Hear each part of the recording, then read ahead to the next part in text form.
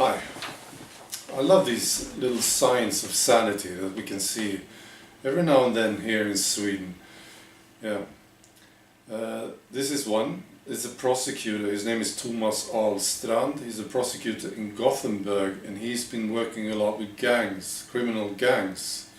And he made some observations. And he says that they are different from what we're used to. And the Swedish society don't know what to do about it. Right. They don't give a shit about Sweden. And they don't care about our values. And they don't really care for real. You know?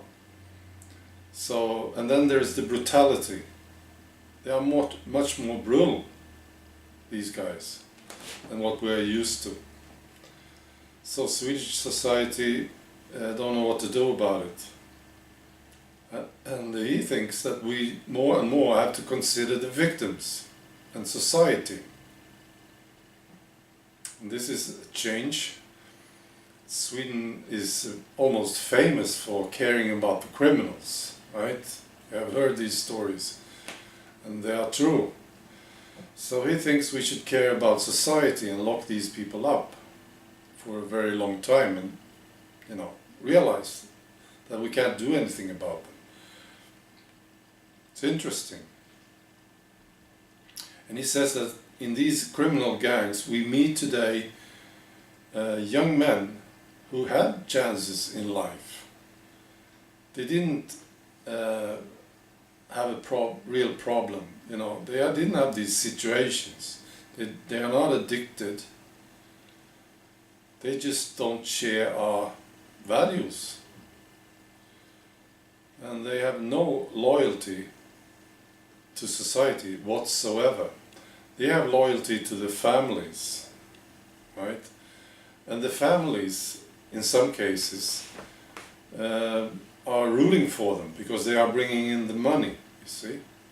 So it's different. I think it's a very good observation by this prosecutor, Thomas Ahlstrand. And another observation was made, and this is also a sign of sanity. This is in the south of Sweden, Malmö, right? The border police did this observation. They found out that refugees from Iraq who got a permanent permit to stay in Sweden because of protection.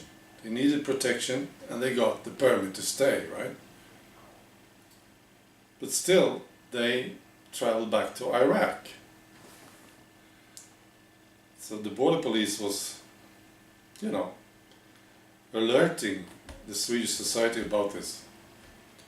And they say that there are 6 fully booked airplanes every week. Fully booked. They go from Malmö airport to Iraq with these guys. And most of these travelers are Iraqians who was given a permit to stay in Sweden because they have said that they risk prison, they risk torture, or they risk being killed in their homeland. Wow, still these people travel to Iraq and sometimes they spend months there. Yeah, it's sick, right? Of course. But the sign of sanity here is that people take notice. It's good. It's totally sick. Yeah. I also want to say something about some critique that I get from viewers. Very few of them, but some don't think that I speak fast enough. I think this is interesting. I read one of those comments this morning and it pissed me off. Yes, it did. But then I started to laugh. I mean, I'm Swedish. It's interesting that you have to explain this to people, to some people. I live in Sweden. I was born here. I've lived here all my life, right? And English is not my language. So whenever I have a thought that I want to express, I have to translate it, you see? So I was pissed off with this, because I've heard it a few times now. You don't speak fast enough, you know, you don't get angry enough, you don't yell as much as you should, right?